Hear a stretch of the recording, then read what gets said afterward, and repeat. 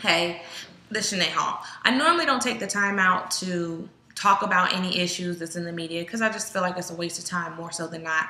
But this one particular incident with Adrian Peterson and this abuse situation, I think is a bunch of poppycock. And let me tell you why. First off, that 4-year-old boy, I don't know what goes on in his home. I don't know Adrian Peterson. I don't know what that little boy did. But I will tell you this, I keep hearing, well, what can you do at 4? What can you do at 4? Let me show you what 4-year-olds can do that are not raised with parents that actually have sense. Get that goddamn butt out of me, bitch. Get that butt out of me. Get that damn butt out of me before I whoop those stupid. Turn that shirt loose. Turn that shirt loose. Get that goddamn butt out of me. Man, you're so weak. You're so weak.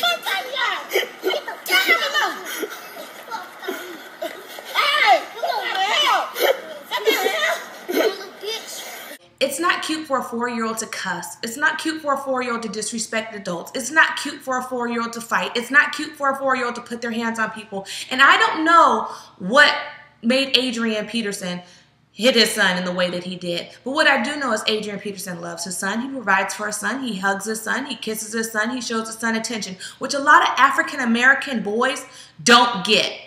And when you have a dad who doesn't even give a damn enough about what you got going on in your life to discipline you, this is what you get when they become 11, 12, 13, 14 years old.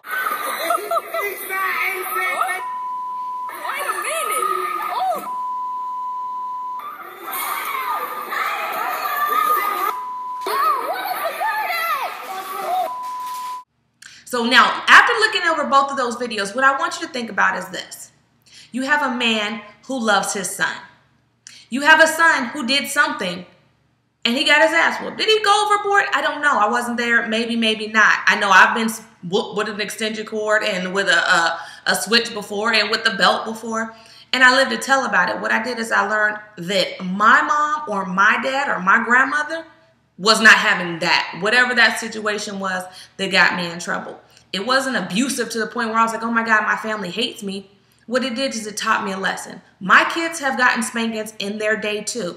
What it has taught them is mom is not that parent. She's not going to tolerate that disrespect. So again, when people say he's only 4, believe it or not, 4-year-olds are very smart. I know kids that are 4 years old that know 2 and 3 different languages, that can play the piano. Kids are very smart. They know what they're doing. They know what not to do. But again, it is a parent's responsibility to instill a level of fear in them so that the police are not the ones that give them the ass whooping. Because as we all know, living in the United States of America as a black man, as a black boy, you are subject to the police having their way with you when you don't follow the law. So what I suggest is we allow dads and moms to be parents. If they're not beating the kids every single day, where they're coming home with broken ribs and broken fingers and dislocated arms, if it's coming from a place of love, let me read this from the Bible. I didn't write it.